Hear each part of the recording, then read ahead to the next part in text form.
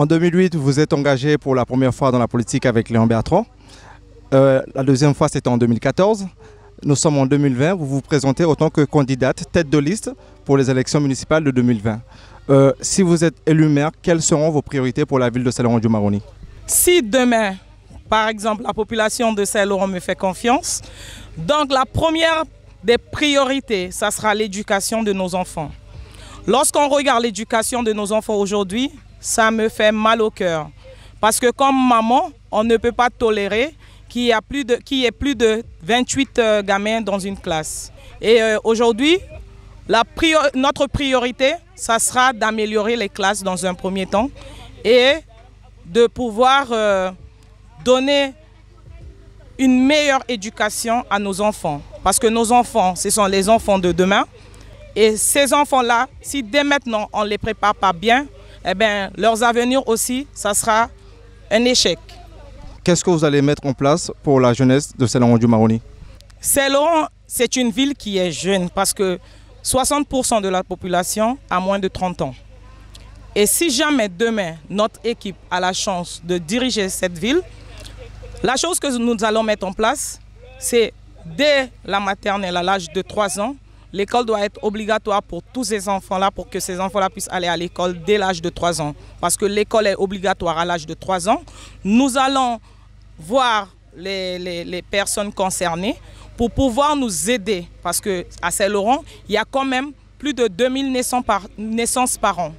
Et lorsqu'on regarde que la démographie, elle est galopante, c'est une chance pour nous. Moi, je trouve ça, je peux dire ça, que c'est une chance pour la ville de Saint-Laurent. Parce que la plupart du temps, en Martinique, comme par exemple, les crèches se ferment, l'école se ferme, mais ici, nous avons la chance d'ouvrir des écoles.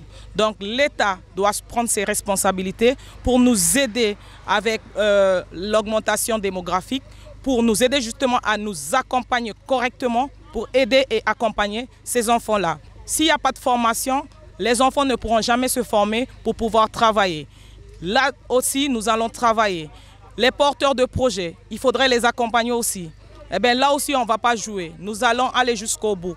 Et aussi, nous avons un projet pour donner une deuxième chance aux personnes âgées. Les personnes qui sont en échec scolaire, il faudrait refaire une éducation à nouveau pour ces personnes-là pour qu'eux aussi puissent avoir un avenir meilleur dans les années à venir.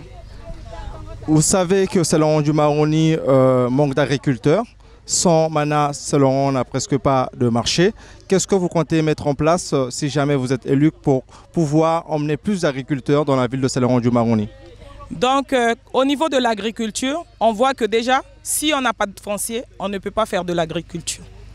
Des fois, la plupart du temps, les administrations, ça prend trop de temps pour pouvoir donner du foncier à une personne qui est en demande de foncier. Donc là, comme je suis 3e vice-présidente de la Chambre d'agriculture, nous allons travailler ensemble pour améliorer justement les projets agricoles. Parce que demain, la ville de Saint-Laurent, ça sera la capitale de l'Ouest. Et si on ne mange pas, on va tous mourir. Donc là, on va prioriser tout ça pour pouvoir donner à manger à tous les Saint-Laurentais et Saint-Laurentaises de cette ville. Hein. Il faudrait planter davantage, élever davantage et faire tous les aspects qui concernent l'agriculture de l'Ouest guyanais. C'était Chronique du Maroni avec Diana José Ponsa, candidate aux élections municipales de Saint-Laurent-du-Maroni.